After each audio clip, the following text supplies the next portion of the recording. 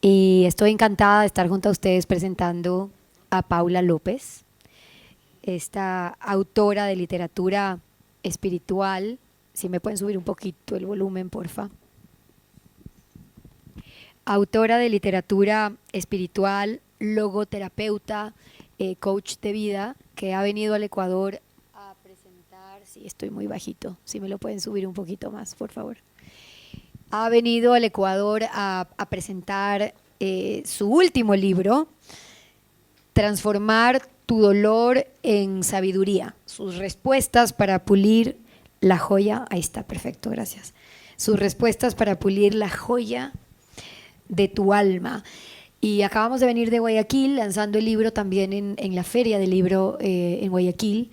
Estuvimos además con más de 400 mujeres, madres de niños con discapacidad, que como saben hoy es la causa que hoy abraza mi vida, y estamos llevando contenido que nos ayuda simplemente a vivir mejor con grandes expertos como lo es Paula, o autores como lo es Paula, pero que pueda llegar al contenido de mujeres y hombres en nuestro país, cuidadores de personas con discapacidad que también lo necesitan. Hicimos además una conferencia privada en Guayaquil muy bonita para explicarle a la gente desde la metodología de Paula, que es la logoterapia, y también el método de Harvard, y además del eneagrama de la personalidad, que ahora le pido que nos explique un poquito mejor, cómo todos somos seres humanos capaces de pulir el diamante de nuestra propia alma.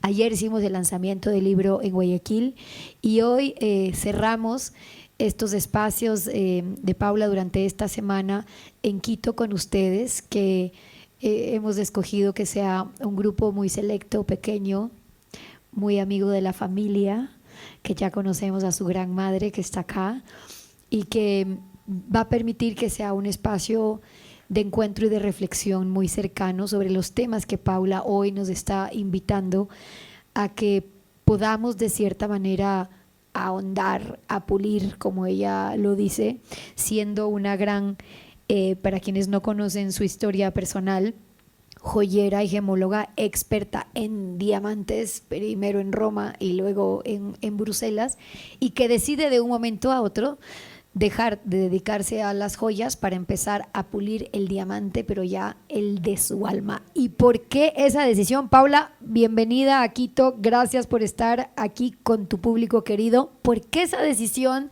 de las joyas a pulir los diamantes de nuestra propia alma? Bueno, muchas gracias, Steffi, por la introducción, y gracias a cada uno de ustedes por estar acompañándome esta noche en Quito.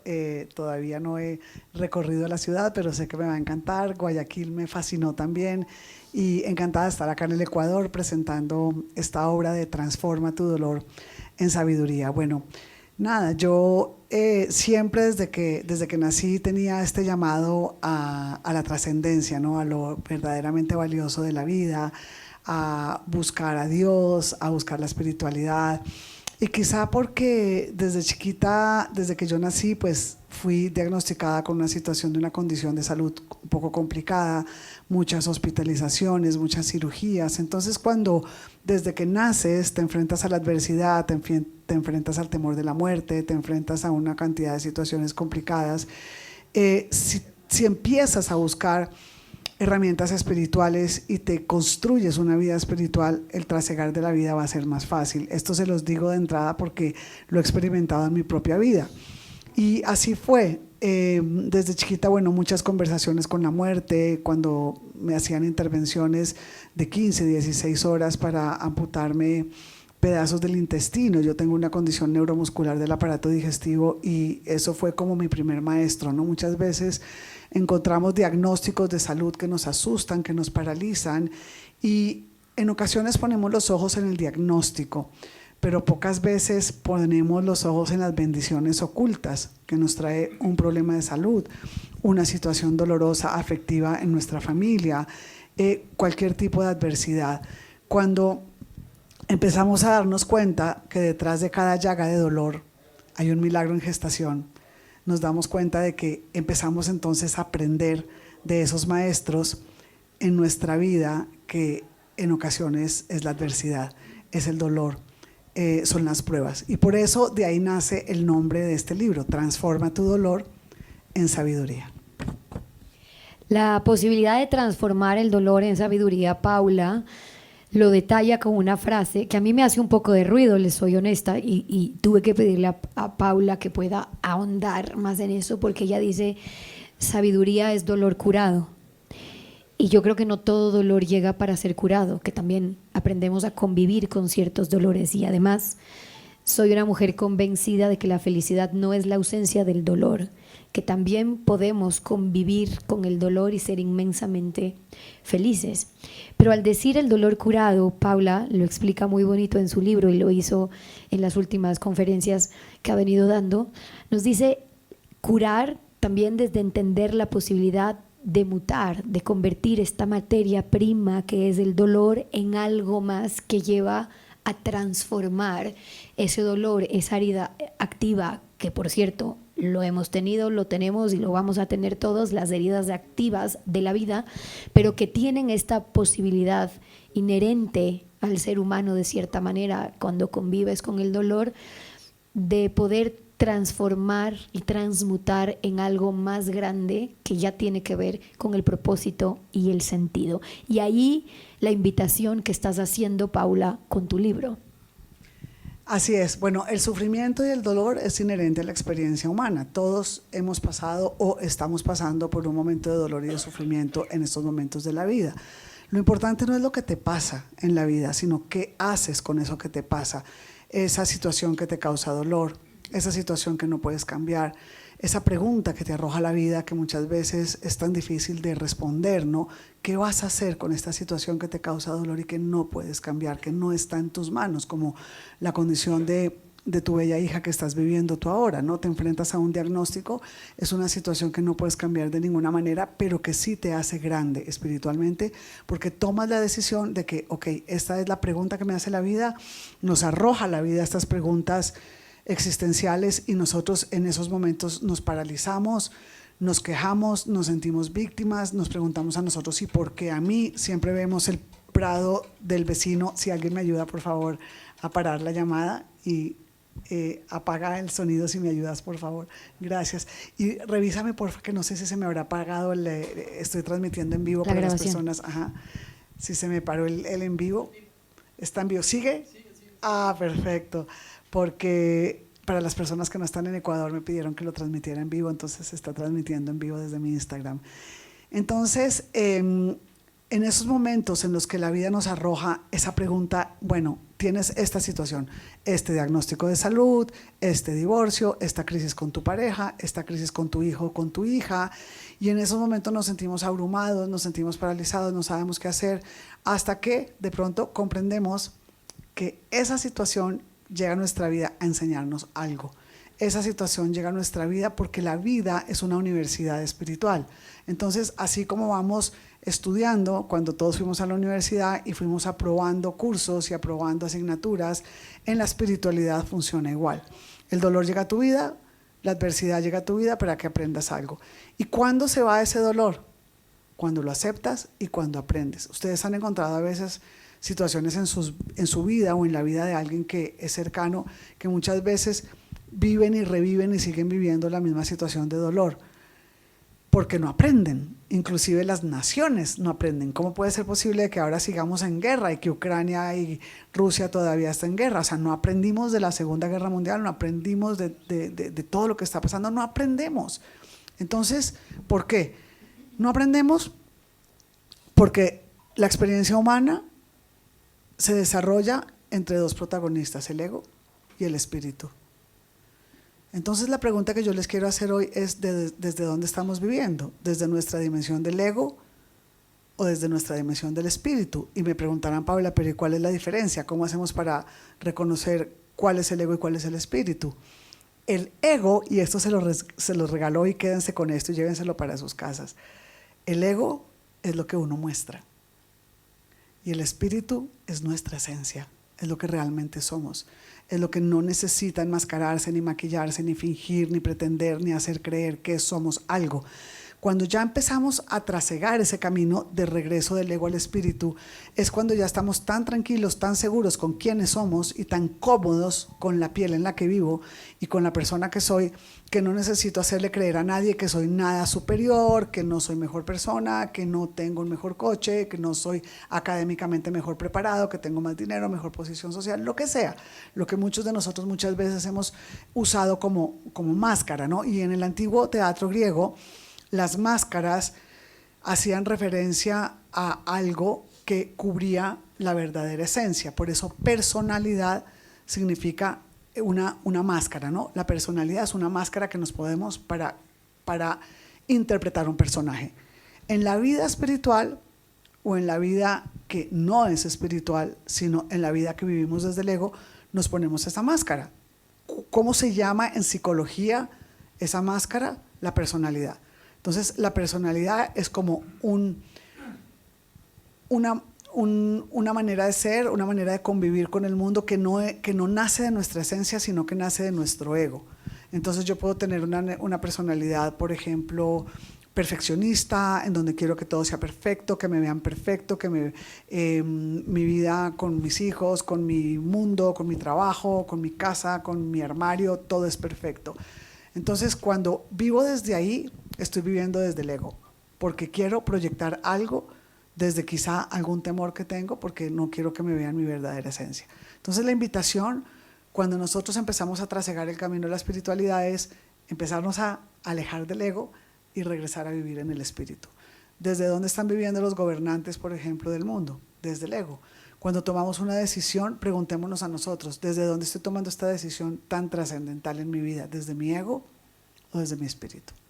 Cuando Paula describía parte de esos rasgos de personalidad, como muchos de nosotros podríamos identificar, en realidad parte de una metodología que es parte del trabajo que hace Paula, que tiene que ver con los eneagramas de la personalidad. Para quienes no estén familiarizados con eso, son eneatipos de personalidad que definen cuál es la personalidad de cada persona. Y yo siempre he dicho, desde que creé la Academia en Busca de Sentido, que es una academia donde compartimos este tipo de contenido, que prácticamente en los colegios nos deberían dar clases de cuál es el eneatipo de personalidad de cada uno, porque claro que nos hubieran aliviado una cantidad de problemas, de relaciones interpersonales, si yo podría entender que la persona con la que trabajo o con quien nos vinculamos más gran parte de nuestro día, o nuestra pareja o nuestros hijos son eneatipo número 8, el desafiador, o el 2, el ayudador, el 4, el individualista, el 9, el pacificador,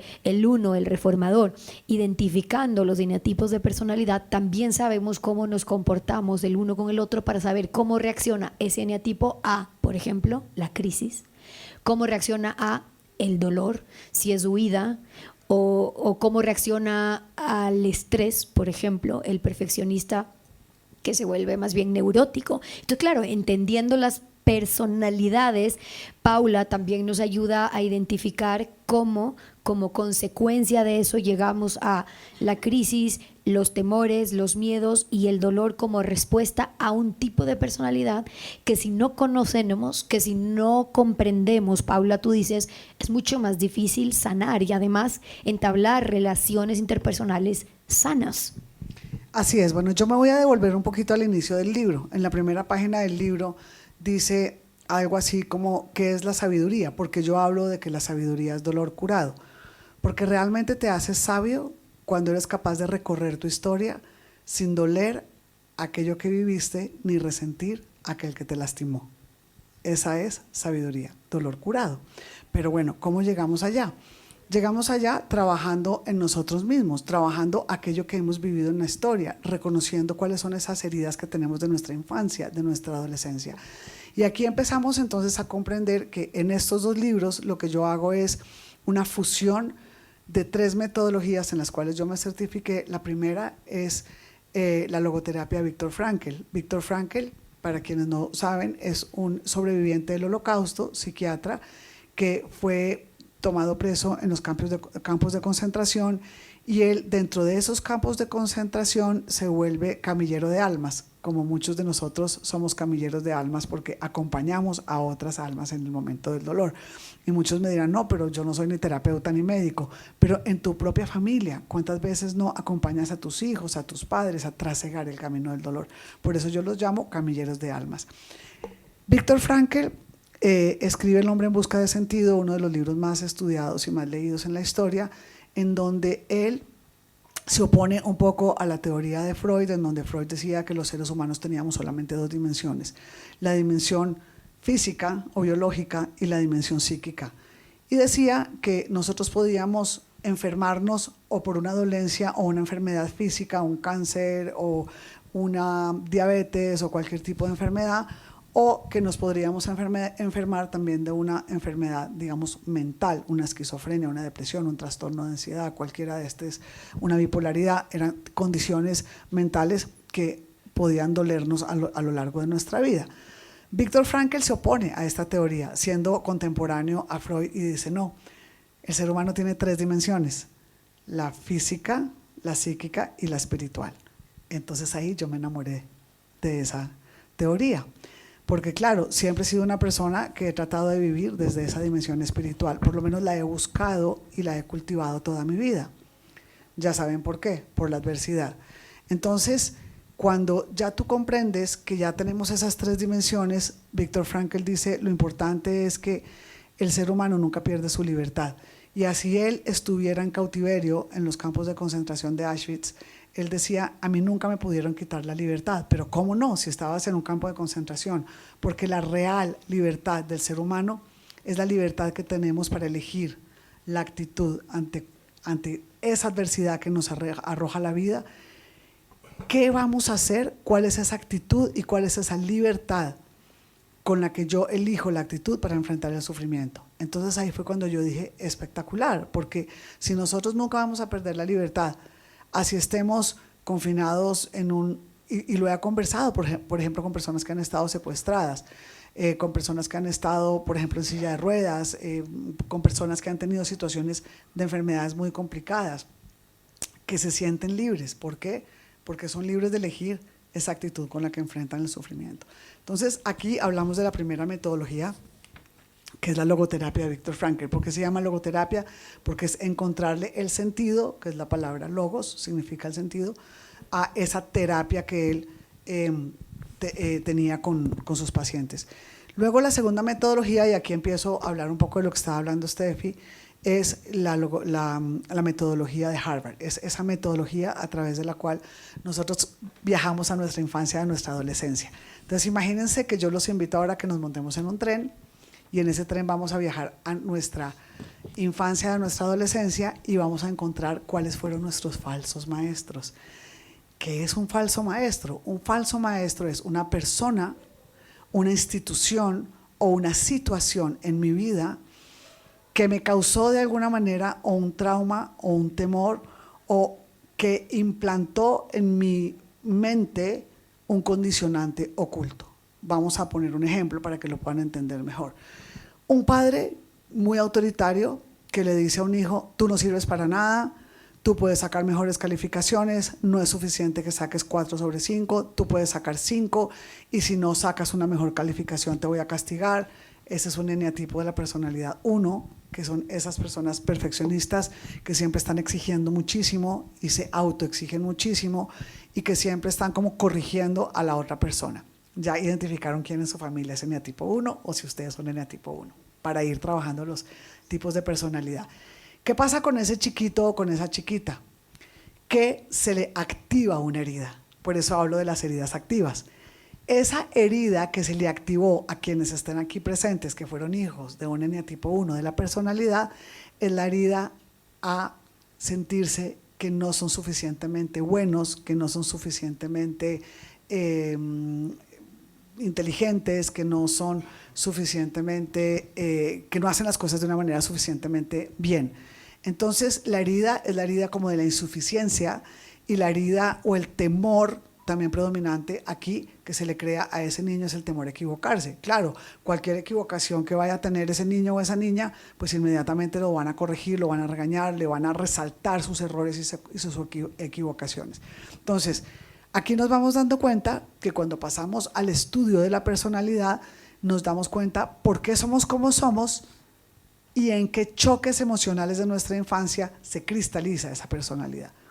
Entonces, ese niño o esa niña, si alguno de ustedes se identifica con esta historia, se le cristaliza esa personalidad en esa infancia o en esa adolescencia. Una institución, por ejemplo, si esa familia era una familia militar, o una institución, por ejemplo, la institución católica, si te casas te tienes que casar para toda la vida y el matrimonio no es indisoluble, entonces esa institución te pudo haber creado esto, y no estoy diciendo que el matrimonio no sea para toda la vida, sino que a esa persona, por ejemplo, que está en un matrimonio que es tóxico, que le hace daño, que esa persona es maltratada dentro de ese matrimonio, pues va a aguantar indefinidamente esa situación porque le metieron en su cabeza que era para toda la vida y que no se podía salir de ese matrimonio. Entonces, ¿cuál es un falso maestro? Instituciones, personas o situaciones que te implantaron en tu manera de pensar un condicionante, algo que te condiciona, algo que no te deja avanzar en la vida. Y luego trabajamos en esta metodología el objetivo consciente. Entonces, si yo les pregunto a ustedes, ¿cuál es el objetivo de lo que ustedes quisieron lograr en su juventud, cuando ustedes estaban jóvenes? ¿Cuál era esa meta que ustedes querían alcanzar? Entonces, cuando nosotros le decimos a alguien cuál es tu objetivo de vida, yo no lo llamo el objetivo consciente, yo lo llamo la tarea espiritual, porque yo siento que todos en la vida tenemos una tarea espiritual, y esa tarea espiritual es trasegar el camino del dolor, del sufrimiento, de la vida, de la felicidad, de la luz, resignificando todo aquello que vivimos. ¿Cómo lo podemos resignificar? ¿Cómo le podemos dar algo positivo a todo lo que nosotros hemos vivido a lo largo de nuestra vida? Entonces, cuando encontramos esa tarea espiritual que hace referencia a la huella que queremos dejar en el mundo, cuando ya no respiremos más, cuando ya no estemos aquí, ¿cuál es esa huella que queremos dejar? Entonces, ¿estás construyendo esa huella hoy? ¿Cómo quieres ser recordado? Cuando hablen de ti y ya no estés en este mundo, ¿cómo quieres que se hable de ti en casa?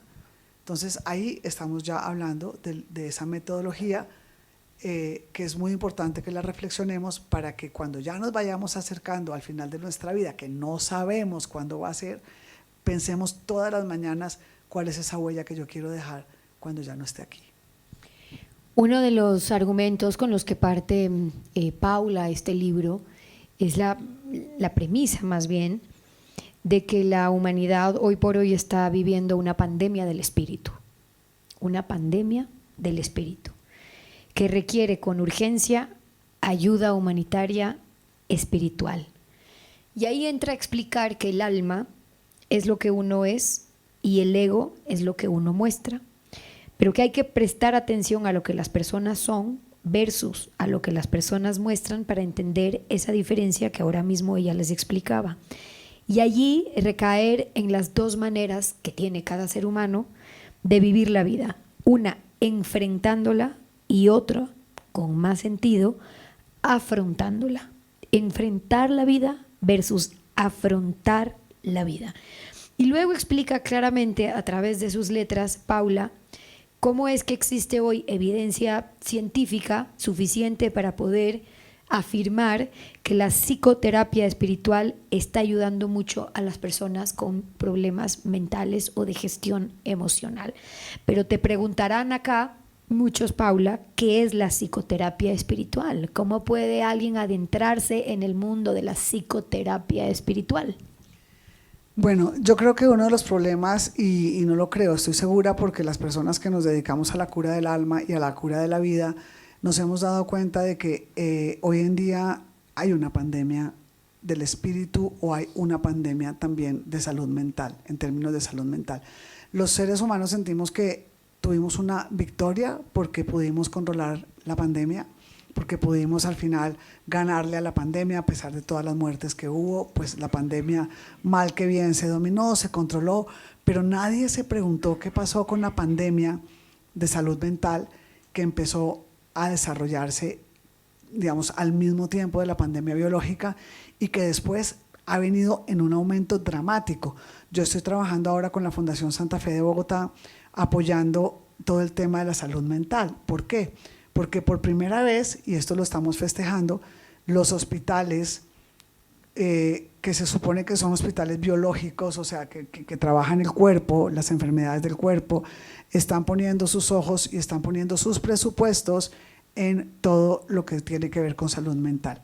Y eso son las depresiones, las ansiedades, la falta de sentido y todo aquello que nos está llevando a tener unos síntomas en nuestro cuerpo. Y yo siempre digo, y acuérdense también de esto porque estoy seguro que todos los que estamos acá hemos tenido síntomas, ¿no? Tenemos gastritis, tenemos migrañas, tenemos diabetes, tenemos principio quizá de un cáncer que aunque no nos demos cuenta se está gestando o ya se gestó, ya se manifestó. El síntoma es el grito del alma que no escuchamos. Ese síntoma es la manera que tiene nuestra alma para comunicarse con nosotros. Y muchas veces a lo largo de nuestra vida quizá tuvimos esos síntomas y no los escuchamos. Entonces se van empeorando, se van empeorando, se van empeorando para que nosotros en algún momento dado les prestemos atención y empecemos a darnos cuenta de que hay algo en nuestra vida que no está funcionando bien. Entonces a eso hago yo referencia en el libro, en donde digo que en este momento estamos viviendo esa pandemia espiritual o esa pandemia de falta de sentido, porque en este momento, y aquí vuelvo y traigo a Viktor Frankl, las personas se están centrando en la voluntad de placer y la voluntad de poder. ¿Qué significa eso? Esas dos voluntades de las que habla Frankl es que las personas están de un modo desbordado, buscando el poder. Necesito ser más poderoso en términos de llegar más alto en mi empresa, de tener un mejor coche, de tener una mejor casa, de ser más importante si soy un político, si soy un empresario, si soy esto o lo otro. Estamos persiguiendo desesperadamente el ser más importantes o más exitosos en lo que hacemos. Y la voluntad de placer la estamos viendo hoy en día en los jóvenes, que el placer es lo que importa, cómo yo busco ese placer en todo lo que hago, ¿no? En los viajes, en la comida, en la sexualidad. Hoy en día es placer, placer, placer, placer, y eso es lo que nos venden también en los medios de comunicación, en las redes sociales. Y entonces Frankl, y yo lo hago a través de los libros, invito a que la gente vaya hacia la voluntad de sentido.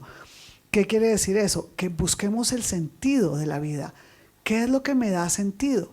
Y yo lo veo mucho en consulta, veo muchísimos papás y mamás que se han dedicado toda la vida a ser exitosos y han trabajado muchísimo por conseguir la casa más grande, el club más importante, el coche más bonito, el viaje más lindo y más exuberante y más lejano. Y entonces toda la vida trabajaron por darle gusto a su familia, y cuando se dieron cuenta de que habían gastado toda su vida consiguiendo dinero, poder, estatus, éxito, cuando ya tenían todo, tenían el yate, inclusive tenían el avión, tenían todo lo que querían, ya se voltearon hacia sus hijos para decirles, bueno, ahora sí podemos disfrutar todo esto, y sus hijos ya se habían marchado, ya se habían ido, porque se sentían solos, porque se sentían que papá y mamá los habían abandonado, porque además había competencia entre papá y mamá para ver cuál tenía más. Y entonces me encuentro muchas veces con estas personas que ya están a punto de jubilarse y dicen, y yo todo lo que hice por mis hijos, y mis hijos son unos desagradecidos, ya no están conmigo, ya no disfrutan de todo lo que yo les doy, y se encuentran en unas mansiones muy grandes viviendo solos. Eso pasa muchísimo, no se imaginan lo mucho que pasa.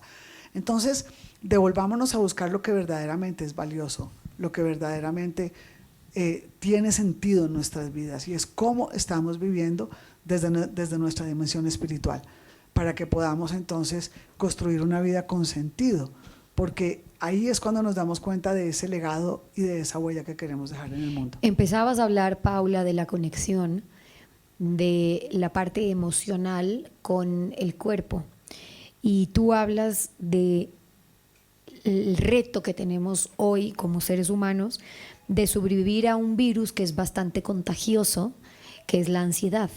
Hoy cada vez escuchamos a más gente, sus hijos, compañeros, colegas, padres, lo que fuera, la ansiedad como el ser que habita también ya parte de la casa, y otro probablemente escondido durante mucho tiempo habitando nuestras casas sin haberlo identificado como eso que genera preocupación, es decir, antes de que pase y nos tengamos que ocupar, ya estamos preocupados, viviendo en ansiedad constante, parte de la cronopatía de la que hablan muchos expertos, cronos del tiempo y la apatía, es decir, esta enfermedad del tiempo de tener que hacerlo todo hoy, y que más importante es quien tiene agenda más llena, y en la cronopatía que vivimos hoy con la enfermedad del tiempo y la ansiedad que eso desemboca. Paula en su libro habla de la ansiedad como el lenguaje que usa tu cuerpo para comunicarse con tu alma. A mí me pareció muy bonito y por eso quería mencionarlo. La ansiedad, el lenguaje que usa tu cuerpo para comunicarse con tu alma, porque es la diferencia de esta autora que le da tanto protagonismo al alma y al espíritu, cuando dice que es la alarma interna que te indica que estás en peligro físico o emocional, pero es tu alma hablando de ese peligro físico y emocional. Ahora, tú lo has vivido, Paula, con tus consultantes, hablando desde las experiencias de logoterapia, pero también en tu vida misma, de cómo las emociones, que muchos creen que es algo que hay que manejarlo en piloto automático, y a estas alturas de mi vida, ¿para qué aprender a gestionar mis emociones sin reconocer que, otra vez, es el intruso en nuestra vida y en nuestra mente al que no hemos sabido aprender a controlar, y dirigiendo y manejando en piloto automático en nuestra vida? En la invitación que tú haces, que aprendamos a manejarlo, pero para reconocer que cuando prende las luces es que está avisando que hay un peligro físico o emocional que hay que tratar, y eso el cuerpo lo siente y lo resiente. Bueno, todos sabemos que la ansiedad es un mecanismo biológico que tiene nuestro cuerpo para avisarnos del peligro. En la edad, digamos, muy antigua, lo que pasaba era que antes de que aprendiéramos todo este tema de la psicología, de gestionar las emociones y todo eso, cuando el cuerpo percibía algún peligro, se disparaba la ansiedad. La ansiedad es porque hay un aumento de cortisol en nuestro cuerpo, y entonces en ese momento la persona que sentía la ansiedad huía para escapar de ese peligro. Pero hoy en día nos hemos acostumbrado a vivir así, nos hemos acostumbrado a vivir en modo robótico, automático, ansioso, y hay un filósofo coreano que nos llama la sociedad del cansancio, porque vivimos cansados, y vivimos cansados y agotados porque nos obligamos a lograrlo todo, a poderlo todo, a quererlo todo, a tenerlo todo, y no hay espacios de meditación, no hay espacios de reflexión, no hay espacios de quietud interior, no hay, cada vez los tenemos menos. Entonces, somos una sociedad del cansancio y una sociedad ansiosa. Esto hace que nos convirtamos en seres humanos irascibles, de mal genio, y entonces, ¿dónde queda la dimensión espiritual? Esa dimensión de la que hablaba Viktor Frankl, ¿no? En donde quedan esos espacios en donde yo soy capaz de conectarme con mi ser, en donde soy capaz de dejar quizá ese celular a un lado, y soy capaz de hacer una caminata por la naturaleza, o soy capaz de sentarme a conversar con una amiga de lo que le pasa. Somos una sociedad hiperconectada, pero hiperconectada a la tecnología, pero somos la sociedad más desconectada de nosotros mismos, de nuestro ser interior. Y es ahí cuando yo hablo del escáner del alma, y la gente me dice, ¿pero qué es un escáner del alma? ¿Cómo le puedes hacer un escáner al alma? El escáner del alma hace referencia a cómo nosotros podemos entender qué es lo que nos pasa a nuestra vida, y quiero regalarles este ejercicio espiritual hoy. Muchos de ustedes han ido o están yendo en estas temporadas de nuestra vida al médico a que nos encuentren a través de una radiografía eso que nos está pasando. Nos duele la cabeza, tenemos migrañas, tenemos gastritis, nos duele la rodilla, y entonces vamos a un médico, y ese médico nos hace una radiografía y encuentra un síntoma. Ese síntoma le da una explicación al médico de cuál es el tratamiento que tiene que hacer para curarnos esa dolencia física que tenemos. Los médicos del alma hacemos el escáner del alma. ¿Cómo lo hacemos? Yo los invito a que en este momento se pregunten hoy, aquí y ahora, qué les está doliendo. Pero ¿qué les está doliendo en el alma? ¿Qué les está doliendo en su dimensión emocional? Quizá nos duele nuestra relación de pareja, una relación con un hijo, con una hija, que no tenemos buena comprensión, que no nos comprende o que no la comprendemos o lo comprendemos, un conflicto dentro de nuestra familia, una situación de trabajo en donde ya no le encontramos el sentido a lo que estamos trabajando, una situación de salud, que me está doliendo hoy en mi dimensión emocional y espiritual. Una vez encontremos esa situación, lo que hacemos los médicos del alma es preguntarte, bueno, ¿y en qué momento empezaste a tener ese síntoma emocional o ese dolor del alma y cómo lo has estado gestionando? Lo que yo más encuentro en consulta o cuando hablo con las personas es que esa situación viene hace mucho tiempo, pero siempre tendemos a no mirarla, a decir, no, eso ya pasará, o inclusive muchas veces dejamos de hablar con esa persona, o inclusive empezamos a volvernos a personas agresivas, o personas depresivas, o personas ansiosas, pero no gestionamos eso que nos está pasando. Entonces, ¿cómo podemos nosotros empezar a decir, bueno, esta es la situación que yo tengo y cómo puedo superar esto para transformar mi vida y para transformar mi dolor en sabiduría? Entonces ahí la primera invitación que debemos hacer es, yo invito a las personas a que proyecten su vida en una pantalla. Imagínense que esta es una pantalla en donde ustedes y nosotros estamos aquí solos, yo estoy sola con cada uno de ustedes, y aquí vamos a empezar a ver la película de su vida.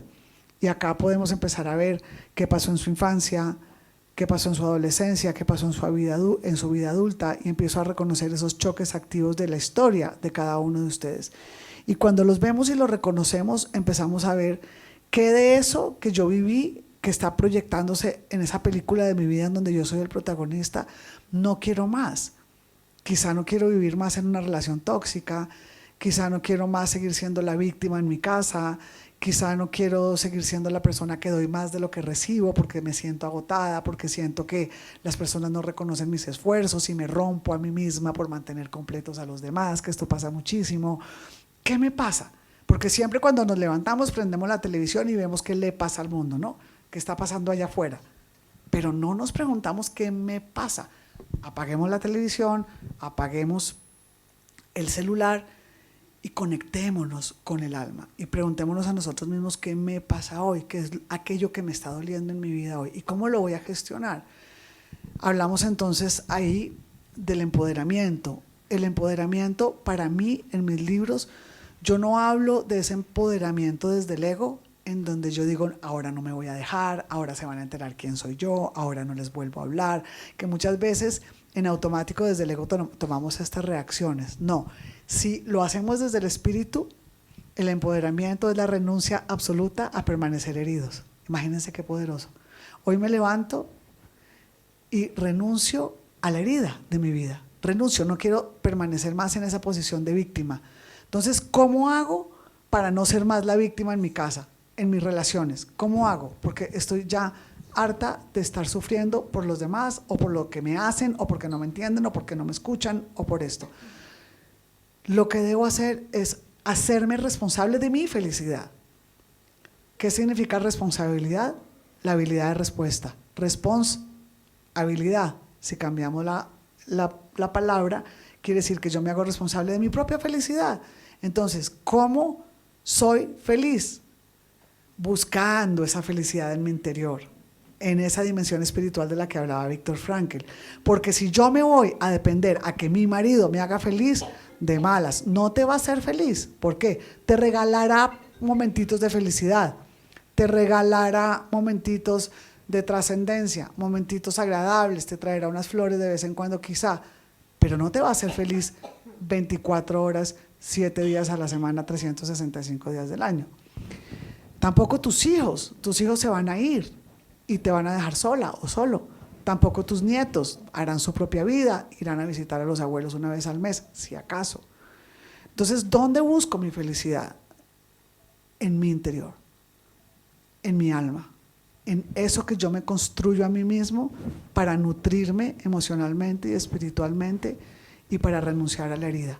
Entonces, cuando ya sé que no soy feliz por lo que los demás hagan conmigo, en ese momento empiezo a construirme una vida espiritual trascendente en donde no importa que yo esté harto de la vida muchas veces y me queje, no importa que yo diga, ya no espero nada de la vida, mi vida ya no tiene sentido, sino que yo más bien haga la siguiente afirmación: ¿qué es lo que la vida espera de mí?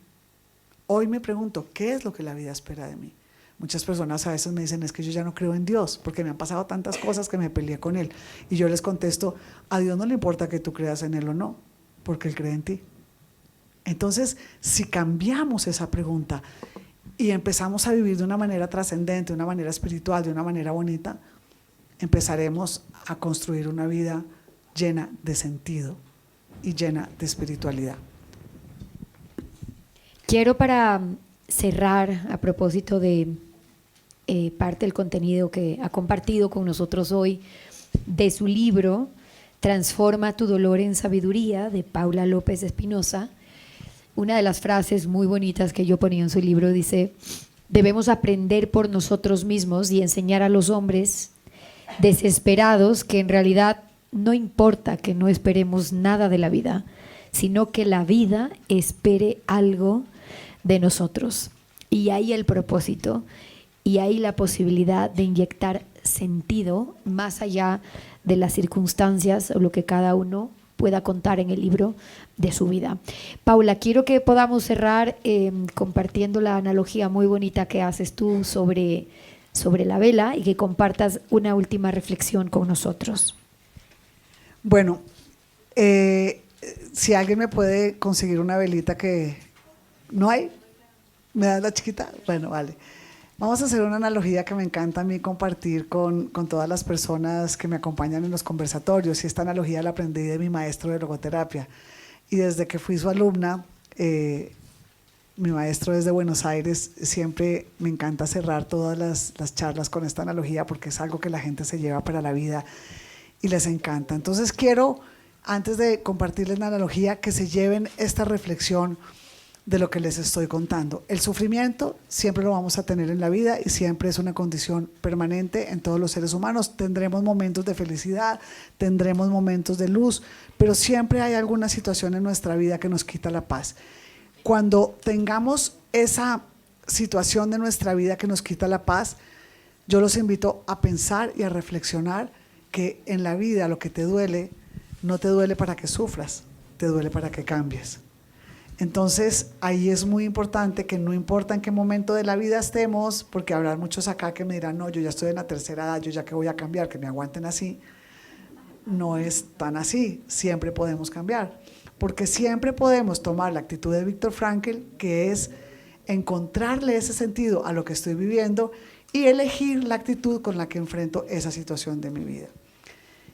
Y respecto a la sabiduría, que es dolor curado, pensemos en que aunque tengamos la edad que tengamos, siempre tenemos heridas en nuestra historia y situaciones que cuando las recordemos nos van a doler muchísimo.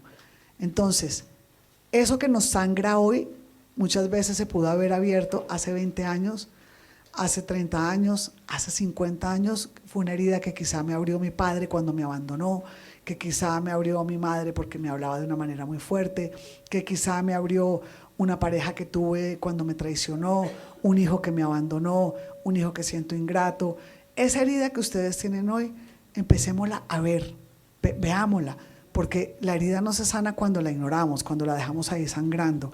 Tengamos una conversación con esa herida, aprendamos por qué llegó a mi vida esa herida y para qué, y se darán cuenta ustedes de que muchas veces cuando uno le pone una curita o una gasa a una herida, esa herida se pudre, ¿no? Supura, bota pus, y muchas veces las heridas se hacen tan profundas que hay que cortar, amputar ese miembro porque esa herida causó una gangrena y entonces hubo que mutilar ese miembro, y eso pasa mucho en el mundo biológico, en el mundo espiritual también.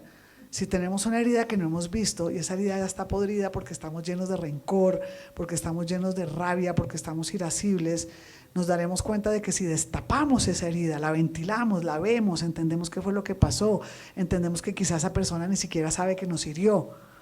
Entonces, perdonamos, porque el perdón no es algo que tú haces por hacerle el favor al otro. El perdón es algo que te regalas a ti mismo, porque el resentimiento es volver a sentir, resentir. entonces me quedo resintiendo ese mismo dolor. Entonces, cuando somos capaces de hacer esto y cuando somos capaces de perdonar y de entender que esa herida se convierte en cicatriz emocional, así como en nuestro cuerpo las heridas se convierten en cicatrices y ya las tocamos, ¿qué pasa si nosotros le metemos el dedo a una herida? Hacemos así porque nos arde, porque está sangrando, porque está muchas veces hasta roja e irritada. En el mundo emocional y espiritual funciona igual. Cuando ya es cicatriz, le pasamos el dedo por encima y ya no duele, ya no arde. Pero esa cicatriz, tanto en nuestro cuerpo, si hablamos por ejemplo de los soldados o en personas como yo que me han operado tantas veces y tengo tantas cicatrices, esa cicatriz te recuerda que ahí hubo una batalla física o espiritual. Y esa cicatriz dignifica tu historia, dignifica tu lucha, dignifica eso por lo cual trataste de hacer algo, trataste de batallar, de luchar, de no darte por vencido. Y al final, cuando ves esa cicatriz, sientes que ya es dolor curado. Entonces, miremos esas cicatrices emocionales y esas cicatrices biológicas que funcionan de la misma manera. Entonces, para eso, yo les traje unos regalitos que son unos marcalibros. Primero vamos a ver el marcalibros. Cada uno de estos marcalibros trae un mensaje especial para ti esta noche. Ese marcalibros, bueno, por un lado tiene unos testimonios de escritores que me han acompañado en el camino y por el otro lado tiene un pensamiento que yo escribí para ti, para que esta noche lo reflexionaras. Cada marcalibros es distinto. A cada persona le va a llegar un marcalibros distinto con un mensaje distinto, que son las píldoras para el alma que han estado viendo acá en la pantalla. Reflexiona, llévate ese marcalibros para tu casa y pregúntate qué me está diciendo esta píldora para el alma. Eso es lo primero. ¿Qué te está diciendo hoy la vida? ¿Qué te está diciendo hoy ese mensaje? Y ahí es cuando empezamos a conectarnos con nuestro interior, cuando empezamos a tener ese diálogo interior. Y lo segundo, que es la analogía de la velita, yo les voy a pedir que saquen la velita y la enciendan. Y les voy a compartir esta analogía de la vela. Nuestra vida, nosotros mismos somos como las velas. ¿Qué es lo que a la vela? Imagínense que esta es una vela de verdad de cera y que tiene un pabilo, que pues no la traje porque a veces en estos lugares no nos dejan encender velas. Pero imagínense que yo tengo acá una vela de verdad y que esta vela tiene un pabilo.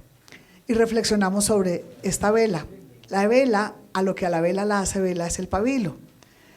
¿Por qué? Porque la vela tiene un propósito, que es iluminar, ¿correcto? Entonces, esa vela, si yo estoy trasegando en mi vida por senderos de oscuridad y tengo miedo y tengo temor porque no estoy viendo por dónde voy, ¿qué hago? Enciendo una vela, ¿correcto? Y esa vela me va a iluminar el camino. Esta vela tiene igual ese propósito y es que te ilumine el camino espiritual. Esta vela tiene ese pabilo que se asemeja al alma. Y en nosotros, ¿qué es lo que nos hace humanos? Lo que nos hace humanos es el alma. Porque si no tuviéramos alma, seríamos un bulto de huesos con un bulto de carne y no seríamos seres humanos.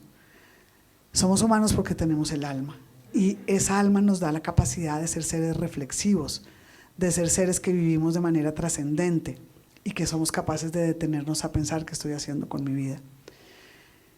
Entonces, muchas veces en el camino de nuestra vida vamos a sentirnos rotos y vamos a sentirnos quebrantados y vamos a sentirnos que ya no podemos más y que estamos sufriendo. Si yo tomo esa vela y yo la parto, imagínense que yo tuviera una vela larga y yo la parto, yo podría pensar que esa vela, por estar rota y por estar quebrada, ya no puede seguir iluminando. Pero imagínense que yo tengo una vela partida. Yo vuelvo a encender esa vela y esa vela aún partida sigue iluminando. Mi mensaje para ustedes esta noche es que a pesar de que ustedes se sientan en muchas ocasiones de la vida o quizá hoy se estén sintiendo partidos, rotos, cansados y se sienten que ya no puedan iluminar porque están quebrantados, recuerden que esta velita, y quiero que la pongan en su mesa de noche y que la miren y reflexionen, cada vez que ustedes la vean, sientan que esta luz es como su alma, que aún quebrantada y rota, nunca va a dejar de iluminar. Muchas gracias. Gracias, Paula, por acompañarnos. Que sea hasta una próxima y pronto. A ustedes por haber venido y recordar, Transforma tu dolor en sabiduría, el último libro de Paula, que también, por cierto, está ya en audiolibro, ¿verdad? Sí, estamos felices los que tengan las plataformas de audiolibros como Audible o como Storytelling o esas plataformas. Está espectacular, yo lo acabo de escuchar aquí en Ecuador y lo escuchaba cada noche para recordarme de todo lo que había escrito. Y en audiolibro está genial porque lo pueden poner en el carro cuando vayan en el tráfico de Quito. Lo puedan escuchar. No tanto como el de Bogotá. Yo sé, qué horror. O el de Lima.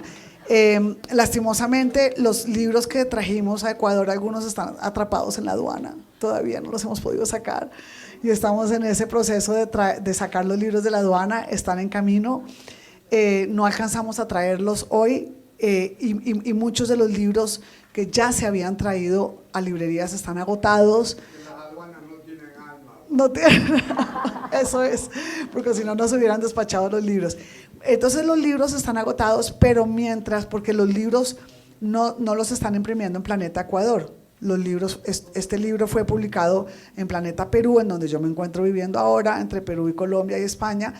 Entonces Planeta los imprime en Perú y los imprime en Colombia y los manda importados al Ecuador. Entonces estarán llegando, calculamos, en un par de semanas a librerías, pero para quienes lo quieren empezar a leer ya están en digital, en la versión digital.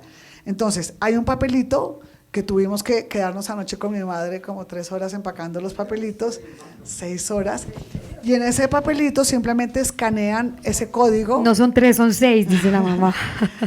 Escanean ese código y con el escáner como si fueran a tomar una foto con el celular, lo ponen encima de este código y ahí los va a llevar a donde está el Audible, el audible, y los va a llevar también al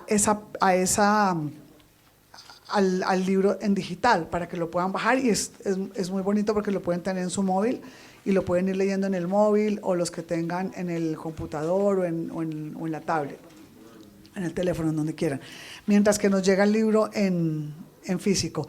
Y les voy a pedir que levanten su velita para hacernos una foto con ustedes, que nos encanta siempre hacer al final de cada charla.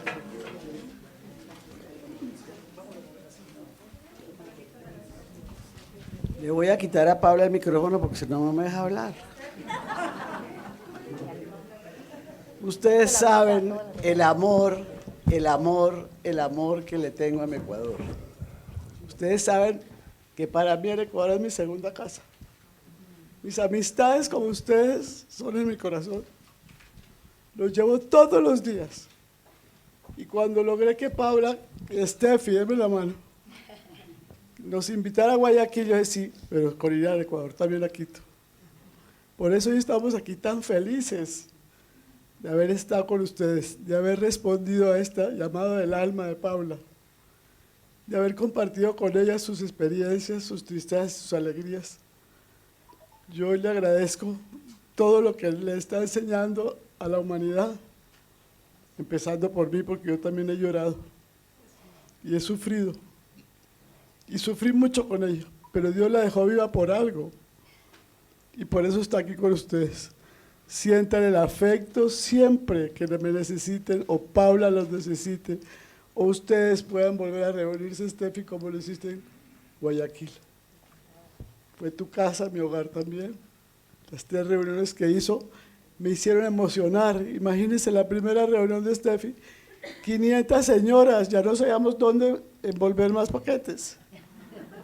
500 señoras que se botaban a abrazar a Steffi y a Paula de agradecimiento cómo iba a manejar a sus hijitos enfermos. Unas cuidadoras de enfermos que dan su vida por cuidar un niño, una niña, una mamá, una abuela. La segunda también, Steffi. Qué reuniones tan humanas. No es este mundo que está envenenado, que vemos la televisión y todo es tragedia. Hogares acabados, muertes por todas partes. luchas económicas, luchas morales, luchas espirituales. No digo políticas porque yo fui embajadora y no me arrepiento nunca de haber estado aquí de embajadora. De golpe, si Paula se fue a vivir a Perú, yo me puedo venir a vivir a Quito, ¿o no? Aunque no sea embajadora. Entonces, me siento en una emoción de tenerlos aquí. Le quiero dar también las gracias al Club La Unión, que te quiero agradecer a ti. Venga para acá la señora Jimena y tú atrás. Vengan las dos. Vengan las dos. Jimena, que a ratos es mi paño de lágrimas. Entonces yo la llamo, le digo Jimenita, que Paula, yo la quiero llevar a Quito. Consuelito, tú que me abriste las puertas con tu hija para poder venir al Club de Unión. Gracias. Les dejo parte de mi corazón también. Y espero quedarme unos días más aquí. Espera jugar un brichecito, pues, hijito. Ricardito, gracias, gracias, gracias. Un fuerte aplauso, por favor, para la mamá. A ver, la foto con la vela, ¿ok?